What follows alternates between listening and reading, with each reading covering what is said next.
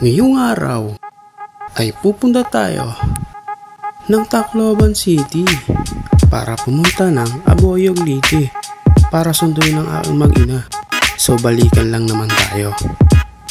At habang nandito tayo sa Cebu Pacific ng NAIA ay una natin hanapin ay yung machine para makakuha na tayo agad ng maagang boarding pass para makapasok na tayo ng maaga at tayo na lang maghihintay para di tayo malate.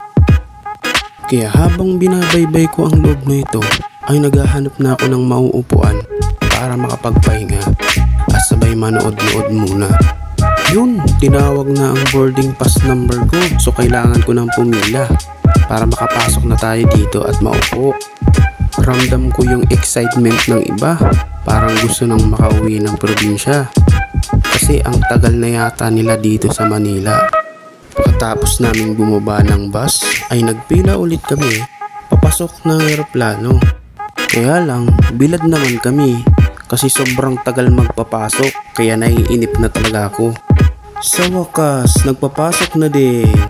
Ilang minuto ka naman na bilad. Thank you Lord, nakapag-relax na habang binubuksan nila yung aircon at tapos na rin sila magkarga ng mga bagahe habang kinokondisyon ng makina ng eroplano. At yun, paalis na din kami sa wakas. Let's go! Para sa mga magagandang tanawin. Excited pa naman ako sa mga gandang view. Yan na nga, abot tanaw. Kapag nasa taas ka, nakita yung ganda ng Manila. Yun oh! Grabe.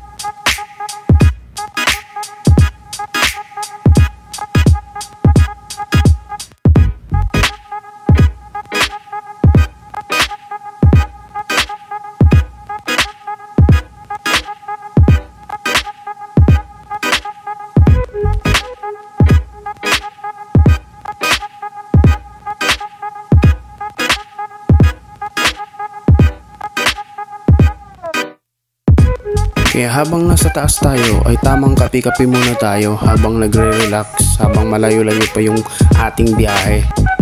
Kaya iniisip ko na rin kung saan ako sasakay after ko makababa ng eroplano. Sana ay may masakyan pa tayo papunta ng Leyte kasi mabilis lang kasi yung biyahe, halos mahigit 2 oras lang. Ayan na nga, tanaw na natin yung Bisaya at malapit na tayong mag-arrive sa ating destinasyon. See you, Tacloban City Airport.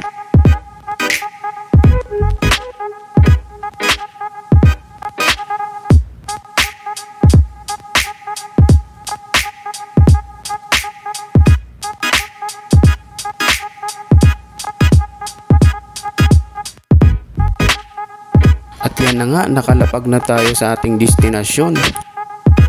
Excited ba naman ang lahat? Siyempre pati ako. Miss ko pa naman yung dalawa. Yung una ko pa naman naisip sana ay may masakyan pa. Kaya maglalakad muna ako palabas habang nag-iisip ako kung anong gagawin ko. Let's go, let's go. See you later. At yan na nga, nakalabas na tayo. Tayo ay maglalakad naman papunta sa ating destinasyon, sa ating sakayan ng mga jeep na papuntang Leyte. Let's go! See you! So kata lang story short ay kinuha ko na mag-ina ko pabalik ng Manila.